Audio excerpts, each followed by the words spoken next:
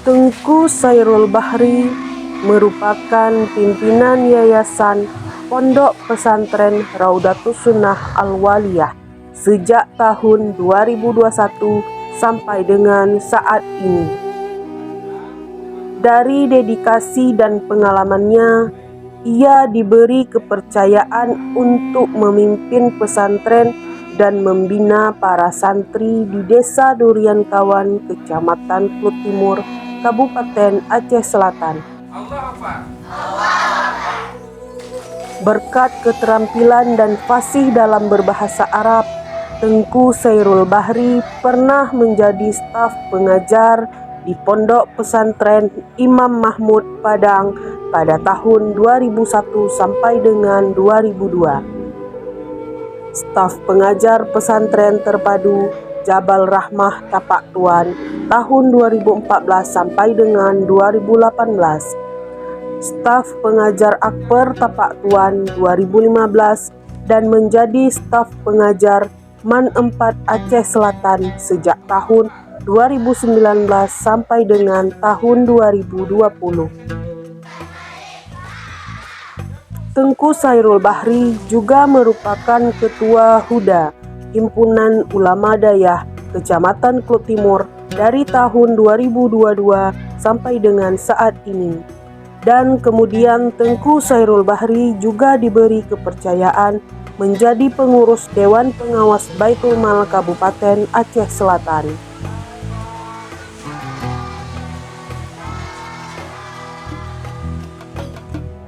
Assalamualaikum warahmatullahi wabarakatuh. Sahabat zakat, senang sekali saya Cut Sri Ramayani bisa menyapa Anda semua dalam segmen The Power of Zakat. Di hadapan saya sudah hadir salah seorang dari kepengurusan Dewan Pengawas Baitul Mal Kabupaten Aceh Selatan, yaitu Bapak Sairul Bahri, SPDI, yang akrab disapa dengan Tengku. Beliau pimpinan Pondok Pesantren Raudatus Sunnah Al-Waliyah yang berada di Klut Timur. Assalamualaikum Tengku. Waalaikumsalam warahmatullahi wabarakatuh. Apa kabar Tengku? Alhamdulillah sehat. Ya, alhamdulillah. Jadi pada segmen kita kali ini, kita akan mengupas segala sesuatunya tentang zakat, kekuatan zakat, agar sahabat-sahabat zakat yang ada di luar sana mengetahui betapa pentingnya tentang zakat. Apa itu zakat dan bagaimana perhitungan tentang zakat? Ya, baik. Bismillahirrahmanirrahim. Assalamualaikum warahmatullahi wabarakatuh. Alhamdulillah, asyhadu an la ilaha illallah, Allahumma shalli ala sayyidina Muhammad wa ala alihi wa sahbihi ajma'in. Amma ba'du. Sahabat zakat yang kami muliakan, terima kasih atas kesempatan untuk kami dalam podcast kita pada hari yang berbahagia ini berkaitan dengan power of zakat. Berbicara tentang zakat adalah sesuatu yang tidak bisa kita pisahkan dari agama kita. Karena Rasulullah SAW mengatakan dalam hadis yang sahih, Rasulullah itu menyebutkan bunyal Islam ala khamsin. Agama Islam itu akan berdiri tegak dan kokoh atas 5 pilar. Salah satunya adalah zakat. Sehingga di dalam banyak ayat dalam Al-Quran, ketika Allah misalnya di dalam surah Al-Baqarah ayat 43, ketika Allah memerintahkan salat, di situ sering sekali Allah gandengkan dengan zakat. Ketika Allah berfirman misalnya, a'udzubillahi minasyaitonirrajim, bismillahirrahmanirrahim, aqimus shalah wa atuz zakah warka'u ma'ar raki'in. Dirikanlah salat, bayarlah zakat, dan rukuklah kamu beserta mereka-mereka yang rukuk.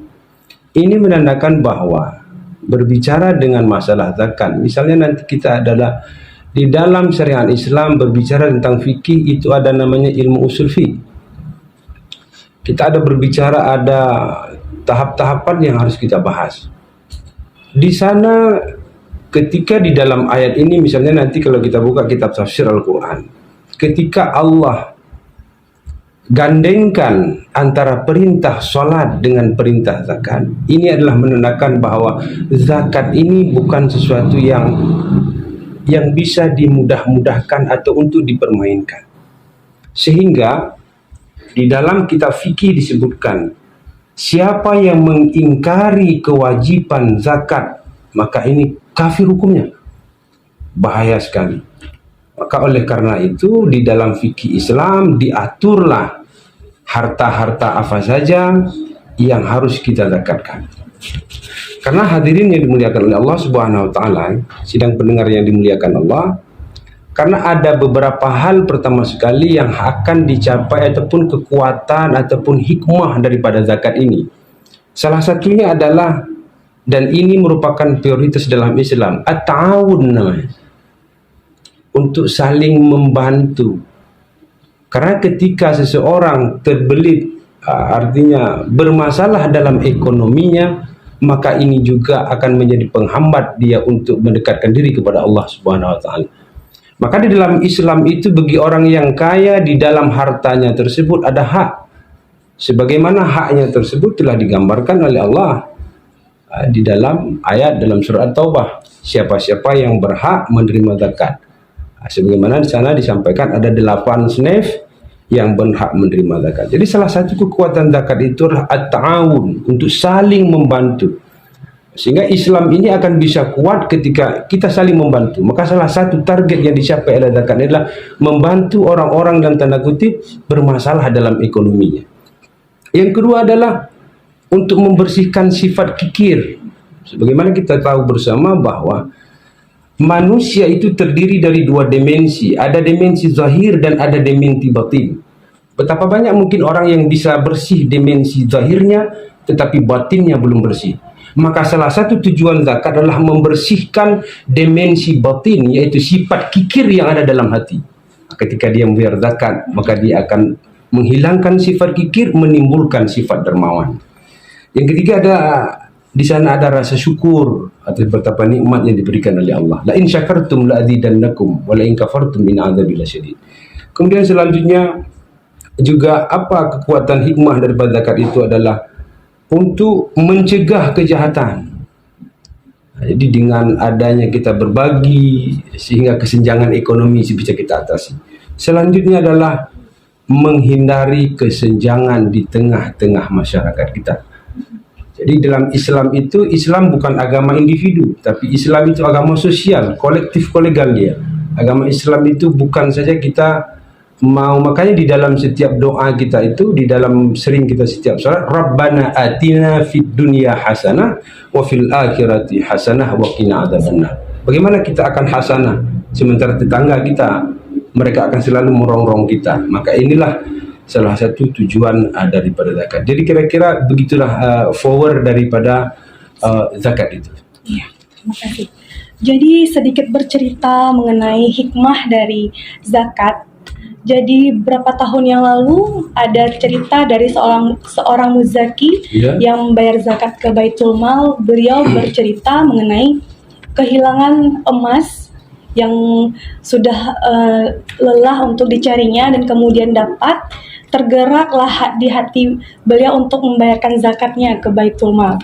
Jadi beliau berpesan bahwasanya untuk membersihkan harta itu memang wajib hukumnya, agar harta kita ke depannya berkah gitu, Tengku ya. Untuk zakat itu sendiri, bagaimana perhitungannya agar seorang muzaki membayarkan zakatnya? Berbicara tentang zakat, ini memang ada, nanti kalau kita berbicara zakat itu ada 5 harta yang wajib kita zakati. Ada 5 model macam yang wajib kita zakati. Salah satunya yang pertama al-mawashi namanya. Al-mawashi itu adalah binatang ternak. Jadi setiap binatang ternak ada unta, ada sapi dan ada kambing. Termasuk tadi yang seperti yang disampaikan adalah al-athman. Al-athman ini adalah yang dimaksud dengan al-athman itu adalah emas dan perak. Jadi emas dan perak ini ketika sudah sampai haulnya dan ketika sudah sampai nisabnya, maka itu wajib dibayarkan zakatnya. Maka oleh karena itu sekarang ini program yang luar biasa yang dilakukan oleh Baitul Mal. Kemudian nanti juga ada Baitul Mal Gampung yang sebagai sebagai kaki tangan lah daripada Baitul Mal Kabupaten untuk supaya menjelaskan di tengah masyarakat kita. Karena memang sekarang ini banyak sekali orang-orang kita yang mulai lengah di dalam hal penyaluran masalah zakat. Syukur alhamdulillah kita sudah punya Baitul Mal Kabupaten. Mudah-mudahan itu bisa kita realisasikan dan bisa kita laksanakan dan bisa kita serahkan kepada yang mustahik berhak menerima, insyaallah. Jadi sungguh banyak dari the power of zakat yang kita bisa sampaikan kepada sahabat-sahabat zakat sekalian di rumah. Semoga menjadi inspirasi dari informasi yang sudah disampaikan oleh Tengku, sehingga semakin banyak orang-orang yang berzakat ke Baitul Mal Kabupaten Aceh Selatan. Amin. Amin ya rabbal alamin. Demikian dari segmen podcast kita hari ini, The Power of Zakat. Melalui informasi dan edukasi yang kita sampaikan hari ini, sahabat zakat menjadi tahu dan bagaimana berzakat melalui Baitul Mal Kabupaten Aceh Selatan. Sekian, sampai jumpa kembali di episode-episode selanjutnya. Wassalam, salam sahabat zakat.